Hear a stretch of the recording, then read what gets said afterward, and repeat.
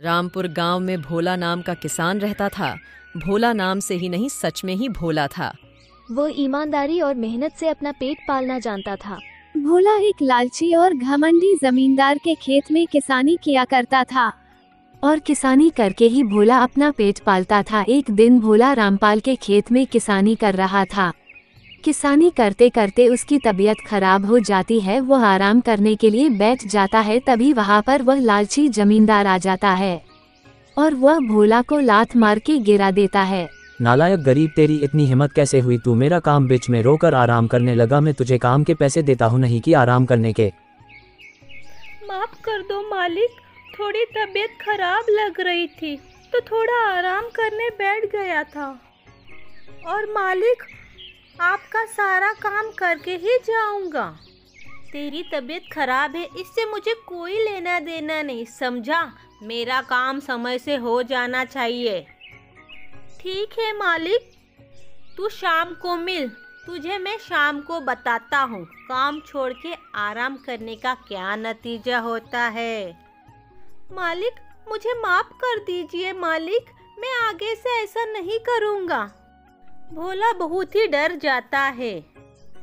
फिर वह काम पर लग जाता है। बेचारा गरीब भोला उस अमीर जमींदार का क्या ही कर सकता था। ऐसे ही भोला शाम को अपनी दिहाड़ी लेने के लिए रामपाल के पास आ जाता है।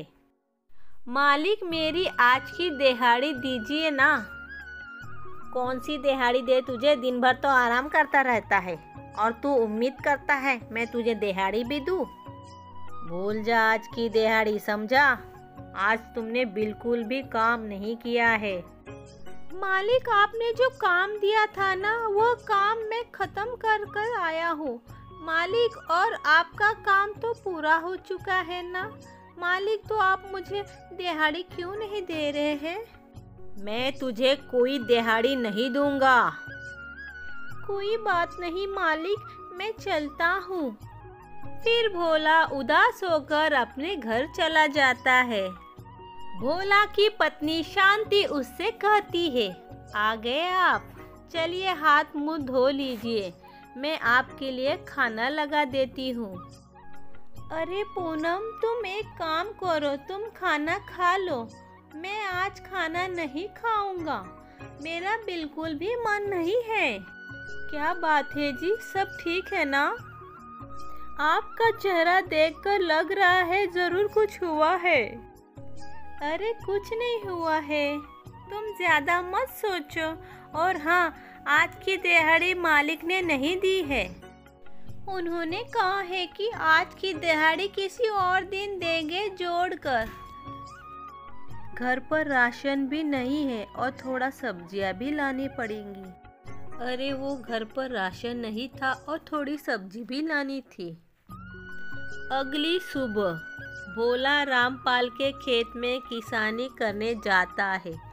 तभी रामपाल भोला से कहता है, अरे ओ भोला, नालायक भोला, इस बार गाजर की खेती करनी है और खेती ध्यान से करना और कोई लापरवाही नहीं हो, नहीं तो मैं एक पैसा नहीं दूंगा। आप चिंता मत कीजिए मालिक, मैं आपको बिल्कुल निराश नहीं करूंगा। मैं निराश हो गया तो तेरा ही नुकसान है भोला, समझा? फिर भोला रामपाल के कहने अनुसार खेत में गाजर की खेती करने लगता है। ऐसे ही कुछ दिनों के बाद भोला देखता है कि गाजर की अच्छी खेती हुई है। तभी भोला देखता है खेत में एक सोने की गाजर होती है। सोने की गाजर देखकर भोला हैरान हो जाता है। अरे ये क्या, सोने की गाजर? यह तो किसी चमत्कार से कम नहीं है। हाँ, मुझे यह बात मालिक को बतानी होगी, क्योंकि यह गाजर तो उनकी ही हुई ना, क्योंकि खेत भी तो उनका है ना। भोला तो ज़्यादा ही भोला था। वो सोने की गाजर को लेकर रामपाल के पास जाता है और रामपाल को वो सोने की गाजर दे देता है और कहता है, आपके खेत में सोने की गाजर हुई है। अरे सोने का गाजर, तू तो बड़ा कमाल का है भोला। मैं तो बेकार में तुझ पर चिल्लाता था, आज तूने तो मुझे खुशी कर दिया।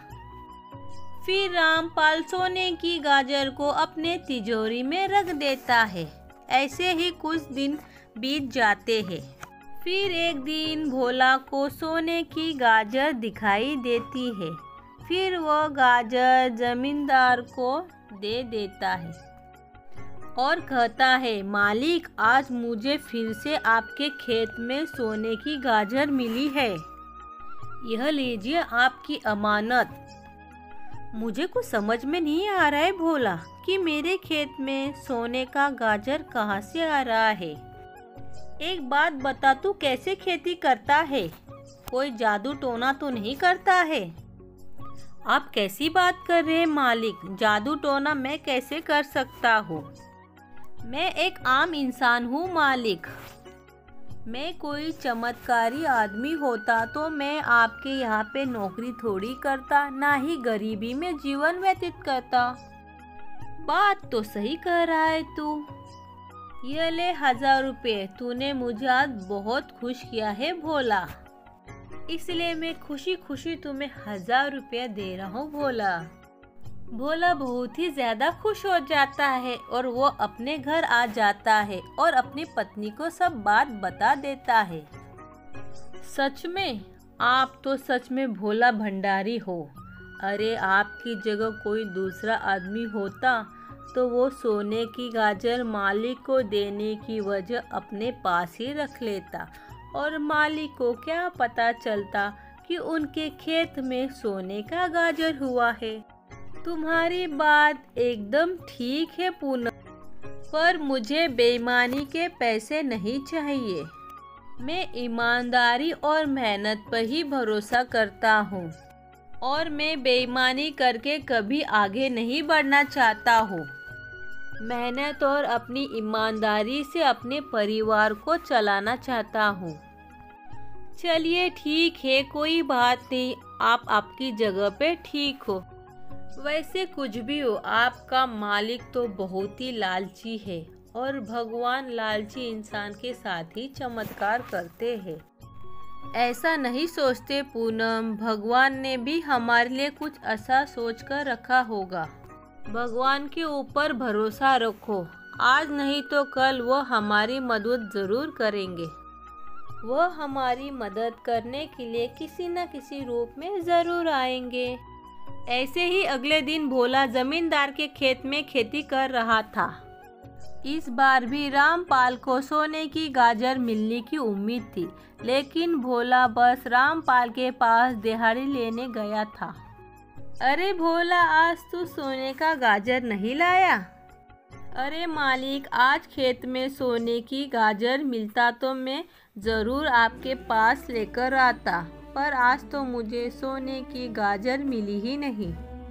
सच बोल रहा है ना तू? ऐसा तो नहीं कि सोने के गाजर को देखकर तुम्हारे मन में लालच आ गया हो और इस बार तुमने सोने की गाजर अपने पास रख ली हो? मालिक, अगर मुझे लालच करना होता तो मैं पहली बार में ही लालच कर लेता। आप मुझ पे भरोसा करो, आज मुझे सोने का गाजर नहीं मिला है। जैसे ही मुझे सोने का गाजर मिलेगा तो मैं तुरंत आपको लाकर दे दूंगा। सच बता दे भोला, तेरे पास अभी भी मौका है, वरना मुझसे बुरा कोई नहीं होगा। मालिक, मैं अपनी माँ की कसम खाकर कह रहा हूँ, मुझे आज सोने की गाजर नहीं मिली है। रामपाल बहुत ही लालची था, उसे भोला के ऊपर शक हो रहा था, इसलिए रामपाल ने अपनी आदमियों को बुलाकर भोला को जबरदस्ती पिटवाने लगा। रामपाल के आदमी भोला को बुरी तरह पीट रहे थे। मुझे छोड़ दीजिए मालिक, मैंने कुछ नहीं किया है मालिक, मेरा भरोसा कीजिए मालिक, मुझे छोड़ दीजिए। परंतु रामपाल उसकी एक भी बात नहीं सुनता है और उसके आदमी पीटते रहते हैं। तभी वहाँ पर जादुई गाजर आ जाती है। तेरे अंदर जरा से भी शर्म नहीं है रामपाल? इस मासूम इंसान ने तेरा क्या बिगाड़ा है? सोने की गाजर तेरे लिए नहीं थी, वो भोला के लिए थी। यह बेचारा इतना मासूम और भोला है कि इसने सोने की गाजर तुझ जैसे पापी को दे दी। तू मेरे खेत में पाई गई है तो तू मेरी हुई ना। यह तेरी बहुत बड़ी गलतफहमी है रामपाल।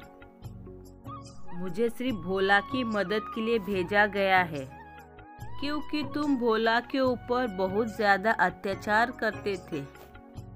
मुझे माफ़ कर दो, मुझसे बहुत बड़ी गलती हो गई। तुमने भोला पर जितना अत्याचार करना था कर लिया। अब भोला के बुरे दिन गायब हो गए, अब उसके अच्छे दिन शुरू हो गए हैं। फिर भोला जादुई गाजर को लेके घर चला जाता है। जादुई गाजर की मदद से भोला अपने लिए अच्छा सा घर बना लेता है और अच्छी खासी ज़मीन खरीद लेता है। फिर भोला अपनी ज़िंदगी खुशी खुशी व्यतीत करता है। वीडियो अगर आप लोग को अच्छा लगा फ्रेंड्स, वीडियो को लाइक करें और चैनल को सब्सक्राइब करें। Thank you for watching video friends. Bye bye, मिलते हैं नेक्स्ट वीडियो में।